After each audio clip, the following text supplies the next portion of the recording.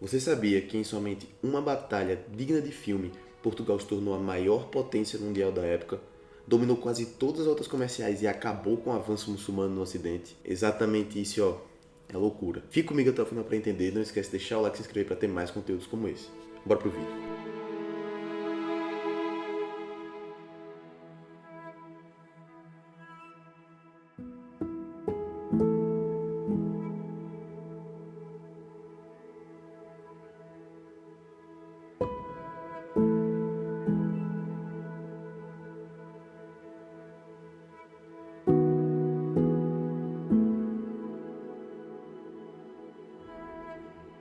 Até onde você iria para vingar a morte do seu filho? No século XVI, um pai foi longe demais para fazer os assassinos do seu filho pagarem. Desobedecendo às ordens do seu rei, ele aterrorizou as águas do Oceano Índico. Ele não só teve sua vingança, como deu origem à primeira superpotência global e ensinou para a Europa qual era o único caminho para o topo do mundo: o poder marítimo. E tudo isso em uma batalha. A Batalha de Dio. No século XV, parecia que ninguém era capaz de desafiar o poder dos impérios islâmicos. Até que uma pequena nação no extremo ocidente fez o inimaginável. Navegou o Atlântico e chegou no Índico. E o responsável por essa viagem foi nada mais nada menos do que Vasco da Gama. Agora, tendo acesso às riquezas do Oriente, ele ia tentar comércio com uma coisa ou outra ali, mas o que os portugueses tinham não valia nada para o Samorim. Ele prendeu alguns dos marinheiros de Vasco e foi obrigado a fazer alguns favores até que eles fossem soltos 2 meses depois. O rei Manuel I sabia que tempo é dinheiro e ele não podia perder tempo. Então ele envia aquele mais conhecido nos livros de história do Brasil, Pedro Álvares Cabral. Depois de dar uma passadinha sem querer querendo aqui no Brasil, ele segue para as Índias com um plano claro de ação. Depois de tentar fazer comércio de novo e falhar, ele parte para a agressão. A mensagem de Portugal era nítida: ou faziam comércio por bem ou por mal.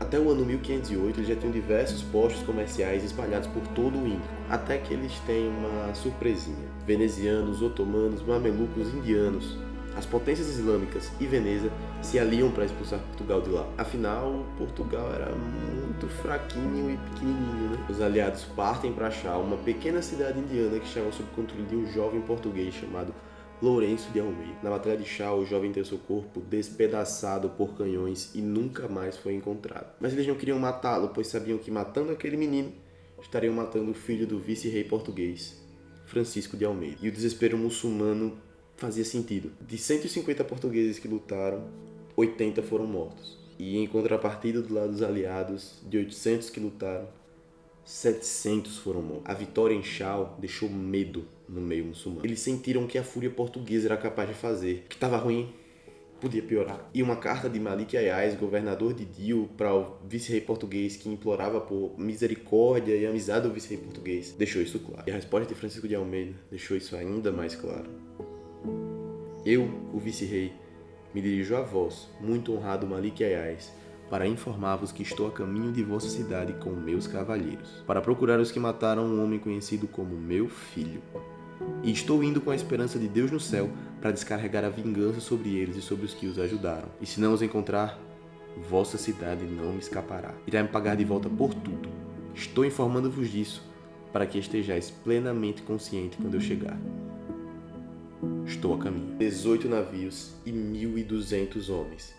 Havia sido reunida a maior força naval da história do Oceano Índico. Este seria o seu último ato como vice-rei de Portugal. Desesperado, o governador de Rio busca ajuda, Império Mameluco, Reino de Calicut, Veneza, até o Império Otomano. Eles reuniram 200 galés e mais de 5.000 homens.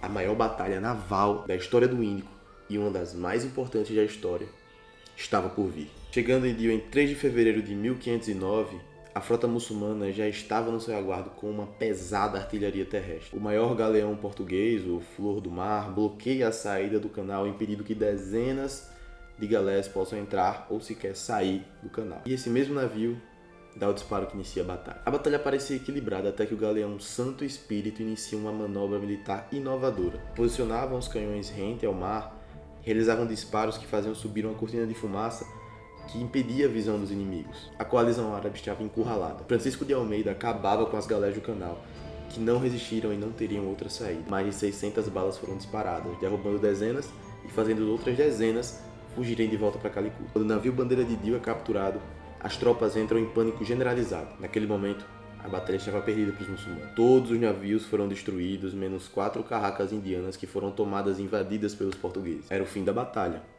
mas só o começo de sua vingança. Em memória da morte de seu filho, ele ordena que dezenas de prisioneiros sejam explodidos por seus canhões e alguns deles explodidos dentro dos próprios canhões. Outros queimados vivos, outros amarrados em navios e afundados. Alguns foram obrigados a matar uns aos outros e vários foram esquartejados e tiveram seus membros jogados na entrada da cidade. E Almeida explica: através desses portões entraram e saíram os muçulmanos que mataram meu filho.